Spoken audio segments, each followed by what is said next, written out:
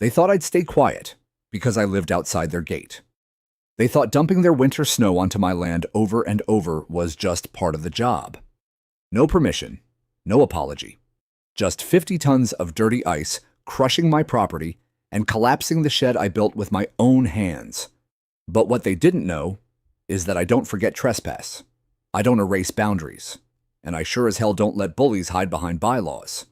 So I took every pound of their snow and I built something they couldn't ignore. A wall. 7 feet tall, legal, frozen, unmovable. And when they screamed from behind it begging for mercy, I just watched it melt. Because justice, like snow, always finds its level. I've called this place home for 11 years now. It isn't some sprawling mansion, but it's mine, 2 acres of sloping brush and gravel just beyond the manicured gates of the Sterling Pines Estates subdivision. Close enough to catch the occasional ripple of their rules and regulations, yet far enough removed that I once believed I'd escape their reach entirely. My land is truly my own. There are no covenants binding me, no monthly dues, slipping into someone else's coffers, no nitpicking letters about paint shades or lawn height. I chose this spot deliberately. After 2 decades in the military, constant orders, relentless structure life dictated by someone else's timetable, I craved a corner of the world where no one could tell me how to live on what was legally mine. I built the tool shed with my own hands, welded the battered mailbox into a steel post, sunk deep in concrete, and carved out a long dirt driveway that announces every arrival with a satisfying crunch beneath tires, especially in winter. I never joined the HOA. That was by design. When I signed the papers, I double-checked every survey line, every boundary marker. Freedom plain and simple. But on the morning after the season's first true blizzard, I stepped onto my porch with a steaming thermos of coffee and nearly let it slip from my grip. My entire back fence line, half my property, really was swallowed beneath a towering mass of frozen debris at least 8 feet high in places. This wasn't the light sparkling powder that had fallen gently through the night.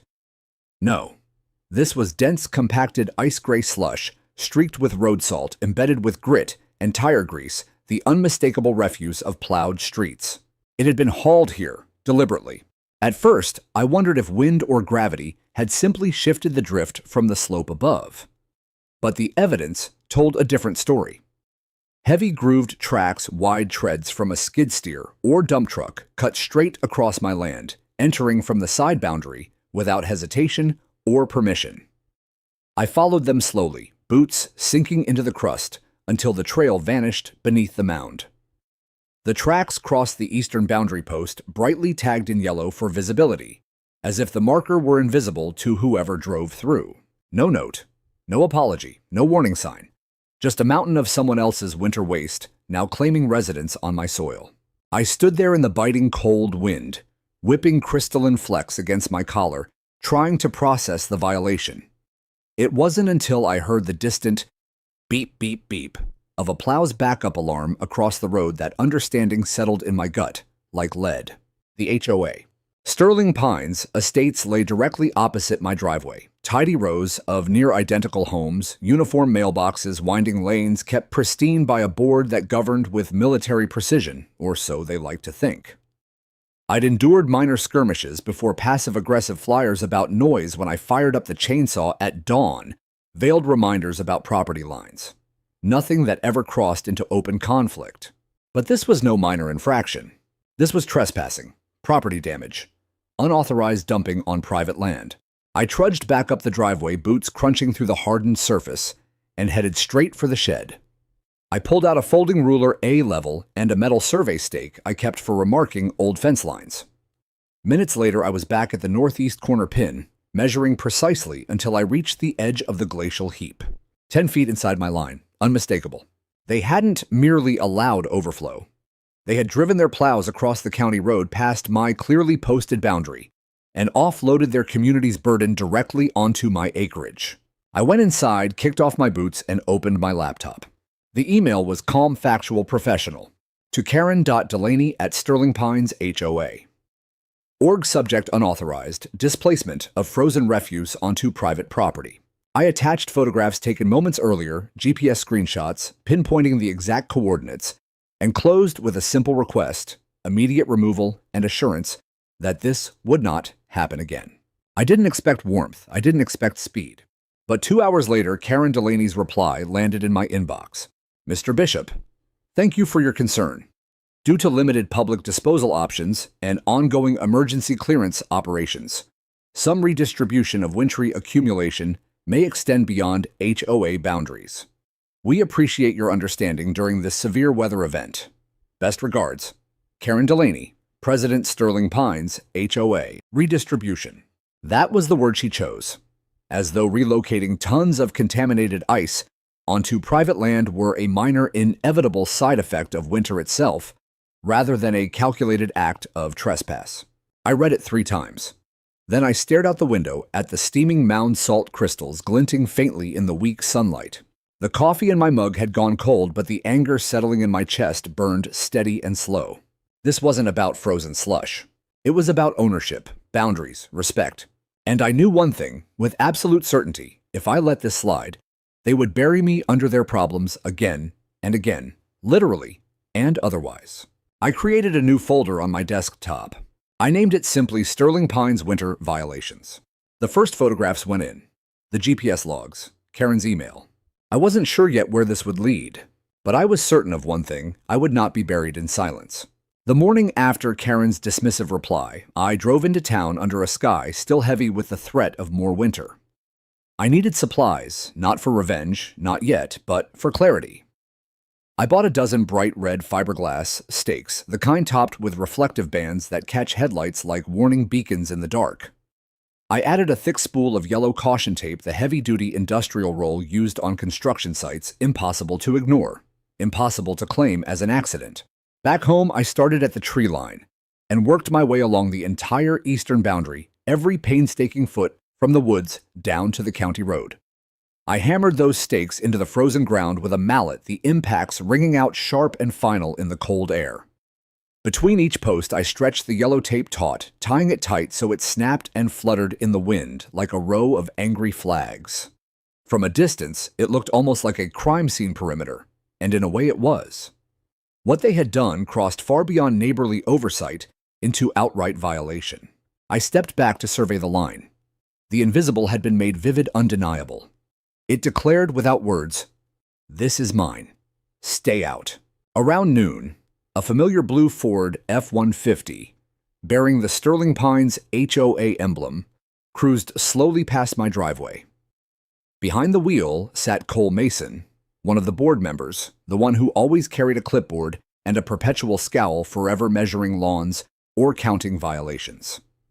He rolled his window down just enough to give me a long, disapproving stare as he passed. No greeting, no acknowledgement. Just that silent judgment before he accelerated away. That evening, another email from Karen waited in my inbox. Mr. Bishop, we have reviewed your concerns and noted the placement of your boundary markers. However, as your property lies outside the jurisdiction of the Sterling Pines HOA, it is not subject to our standard winter clearance protocols. Please understand that we are responsible for the safety and accessibility of an entire community, and we cannot guarantee that adjacent wintry accumulation or emergency operations will not occasionally impact neighboring lots. Best regards, Karen Delaney. A polite shrug wrapped in bureaucratic language. She framed it as though I were the unreasonable party, as if accepting tons of contaminated ice on my land were simply the price of living next to their perfect little enclave. I was still rereading her words, feeling the quiet burn of indignation rise, when a low mechanical rumble vibrated through the floorboards. I glanced out the window and saw it, a yellow cat skid steer, lumbering down the HOA's side lane, dragging a wake of scraped ice behind it. Then, without hesitation, it crossed the road, dipped into my ditch, and dumped another full bucket of gray salt-laced slush directly onto my property, mere feet beyond the fluttering yellow tape and freshly planted red stakes. They weren't ignoring me. They were challenging me. I pulled on my coat and gloves and marched down the slope. By the time I reached the boundary, the machine was already reversing engine growling as it retreated towards Sterling Pines. The operator never slowed, never looked my way. Just executed the dump and vanished as if my presence, my markers, my land itself were irrelevant. I stood there, in the fading light breath fogging in the frigid air, and let the moment sink in. This was no accident. This was deliberate defiance. I took more photographs, close-ups, of the fresh tire grooves slicing across my line, wide shots, showing the new mound engulfing one of the red stakes like a slow-moving avalanche. I recorded a short video, my voice steady on the audio track, narrating timestamps, coordinates, and the blatant disregard on display. Evidence didn't require shouting. It only required precision. That night, I sent a second email. No pleasantries this time. Attached a PDF, compiling the latest time-stamped images, GPS data, and highlighted excerpts from the county code governing property rights and waste displacement. I closed with a single unambiguous line. Any further unauthorized displacement will be fully documented and reported to municipal authorities. Her response arrived the next morning quicker than I expected, almost as though she'd been waiting. Mr. Bishop, we have reviewed the materials you provided. While we do not share your interpretation of events, the board has voted to suspend any further displacement activity adjacent to your property for the remainder of the winter season. Please note, however, that Sterling Pines HOA accepts no liability for indirect accumulation resulting from municipal operations or natural weather patterns. Sincerely, Karen Delaney, a small concession wrapped in layers of denial. They were retreating just far enough to avoid immediate scrutiny. I recognized the tactic yield a little ground sound, reasonable, wait for the storm, literal or figurative, to pass. Then test the boundary again. I wasn't fooled. That same day, I climbed a sturdy oak at the upper edge of the slope and mounted a trail camera, high-resolution motion activated with infrared night vision. I aimed it squarely at the usual dumping zone. I created a detailed spreadsheet columns for date, time, vehicle description, and weather conditions estimated volume. Every interaction, every storm, every glimpse of HOA equipment would be logged. I even reached out quietly to an old contact from my consulting days, with the city someone in zoning enforcement, who still owed me a favor. I didn't ask for action, only clarification on procedure. I wanted to understand exactly how strong a case I could build if the ceasefire proved temporary. Part of me hoped it wouldn't come to that. Part of me hoped the markers, the emails, the cold weight of documentation had finally driven the point home. That hope lasted exactly 4 days. Then the next major storm rolled in, and with it, the illusion shattered once more. The next storm arrived on a Thursday night, fierce and unrelenting. Heavy wet flakes slammed against the windows like thrown gravel piling up fast under a wind that howled through the pines. I stayed awake late watching the security light carve pale tunnels through the swirling white, listening to branches groan under the growing weight. By dawn, the world outside was transformed, blanketed, muffled, locked in ice. And so was my land, again. Deeper this time, wider. The red stakes I had hammered in with such deliberate care were completely buried, swallowed beneath 5 additional feet of compacted, salt-streaked refuse. The yellow caution tape hung in ragged shreds, some sections frozen stiff into the crystalline mass, others flapping limply like surrender flags after a lost battle. The tire tracks were fresh, unmistakable wide grooves, cutting straight through where my boundary markers had stood proud only days before. This wasn't oversight. This wasn't even defiance anymore. This was erasure. A slow, cold rage settled in my chest, not the explosive kind that shouts and slams doors, but the quiet, immovable sort that hardens over time like ice thickening on a lake. I stood at the edge of the violation, that Friday morning breath fogging in the frigid air, and stared at the latest glacial heap dominating my slope. They had plowed right over my warnings, literally and figuratively. I decided then that words alone would no longer suffice. I needed a response they couldn't ignore, one built from irrefutable proof. I retreated to the shed and retrieved my old GoPro, its battery still holding charge from occasional trail use. I mounted it high on a sturdy metal pole at the upper tree line, angled precisely toward the habitual dumping zone. I connected it to a weatherproof power bank and set it to motion-triggered recording day or night. The next day, I added a second layer of surveillance, another infrared trail camera positioned lower for overlapping coverage. No blind spots, no excuses.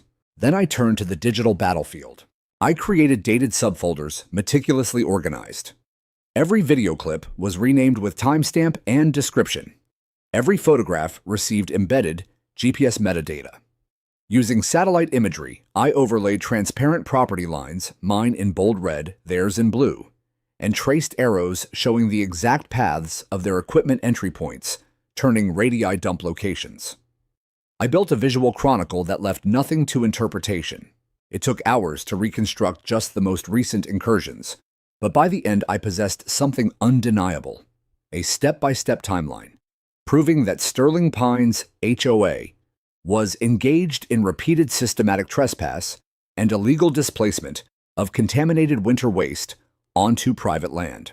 By Sunday, I had cataloged 6 distinct violations in under 2 weeks. Using rough density estimates approximately 20 pounds per cubic foot, I calculated they had offloaded more than 50 tons of road-gridded, chemically laced ice onto my acreage.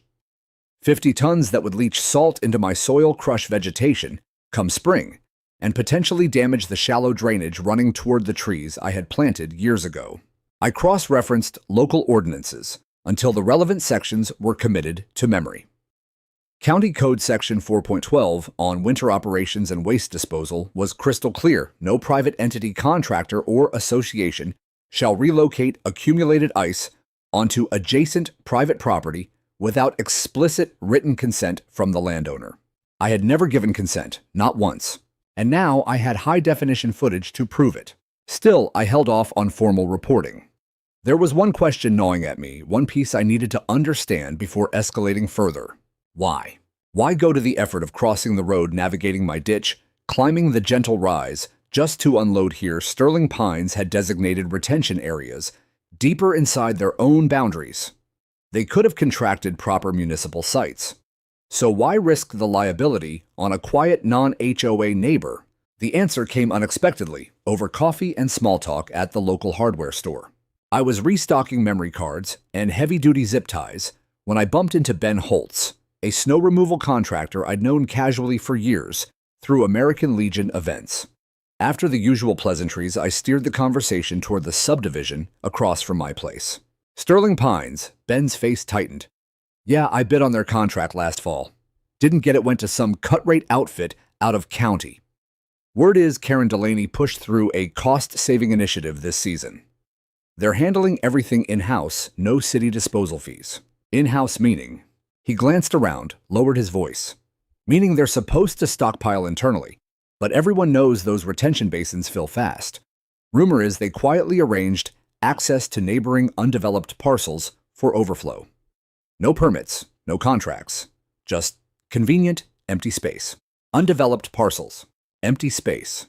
That was their phrase for my 2 acres.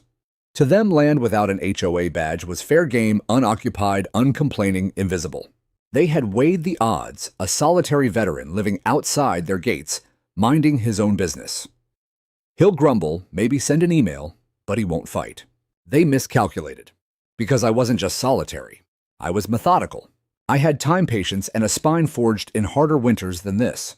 That night, I compiled everything into a comprehensive 8-page dossier. Full-color photographs, video frame, captures, satellite overlays, direct ordinance, quotes, and a concise narrative of events. I printed it on heavy stock, slid it into a clear weatherproof sleeve, and walked it across the road to the HOA clubhouse Dropbox addressed personally to Karen Delaney. No cover letter, no threats. Just the unvarnished truth laid out like evidence on a courtroom table. 3 days passed in silence. Then, on a crisp Wednesday morning, a marked sheriff's SUV eased into my gravel driveway. 2 deputies emerged, Deputy Jenkins, a solid no-nonsense veteran I recognized from previous minor calls in the area, and a younger trainee at his side.